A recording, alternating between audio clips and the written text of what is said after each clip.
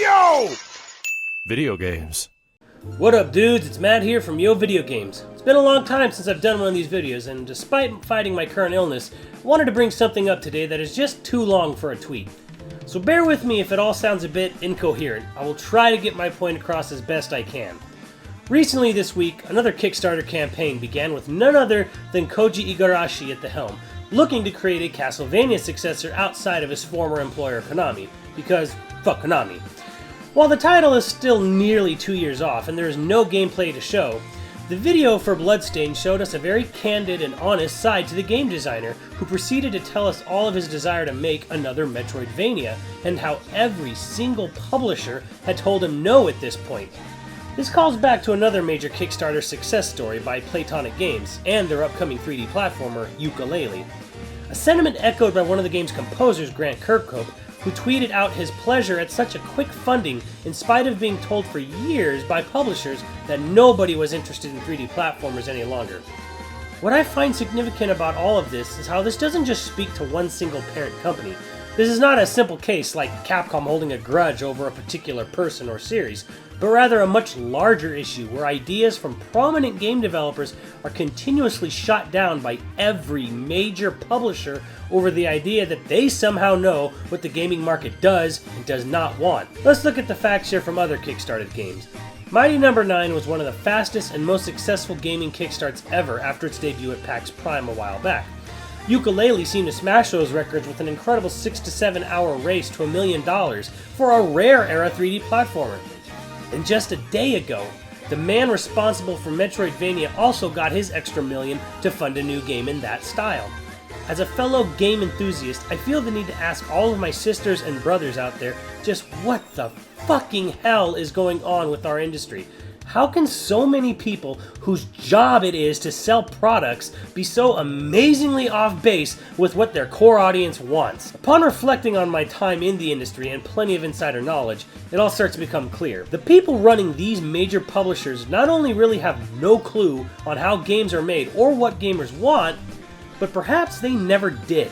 Many of the classic Japanese publishers are run by aging CEOs that even when they started the companies knew very little to nothing about game development, nor did they particularly care. A little history of former Nintendo president Hiroshi Yamauchi and his treasure trove of quotes reveal that despite becoming a billionaire from game publishing, he never actually played video games. Hell, he owned the Seattle Mariners and never attended a game. While most other Japanese game publishers don't have quite the long history as Nintendo, they all share a common background of ownership.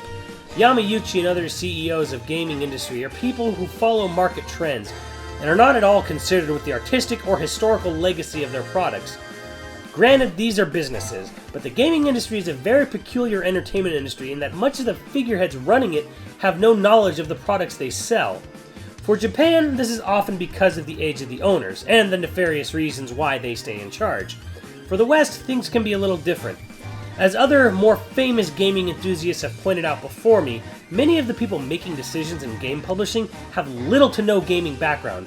Many of these people come from completely different industries, but carry high degrees in sales and marketing. One particular case I know of involves decisions being made from a person whose background was in the automotive industry. So again, the reason for all this comes from people with little knowledge or care about the gaming industry, yet sit in positions of power and make their decisions based on market trends and analysis. Ever wonder why Michael Pachter made so much money? What these Kickstarter projects show us, though, is just how badly these big publishers can't see the forest for the trees. Nintendo didn't revitalize the home console industry with just a really damn good platformer. It had light gun games, sports games, puzzle games, and action RPGs. The PS2 and DS are the best-selling consoles in history, and they also have perhaps the most diverse lineup of titles. Just because something may not pull in GTA or COD numbers does not mean that the genre of gaming isn't successful. Part of this comes from the graphical arms race and how the drive for better and better hardware has fucked the industry out of anything below AAA gaming, but that's a discussion for another day. The point here is that major game publishers are missing out on millions of dollars worth of content, simply because it doesn't fit their carefully examined market trends and analysis. Did market trends predict that GTA 3 would become the worldwide phenomenon when it released next to Metal Gear Solid 2 and Final Fantasy X? Did market trends predict that a Medal of Honor clone from Activision would completely overtake Halo in 2008? Did market trends predict that a block building game with graphics that looked at home on a Sega Saturn and cost $13 would someday be worth billions? No, they did not, and they still clearly don't.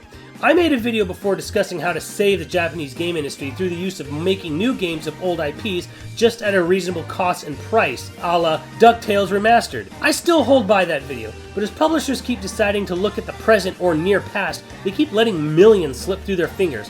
Not every game needs to sell 10 million copies to be a success, and if you truly love classic gaming, you need to keep supporting these indie titles.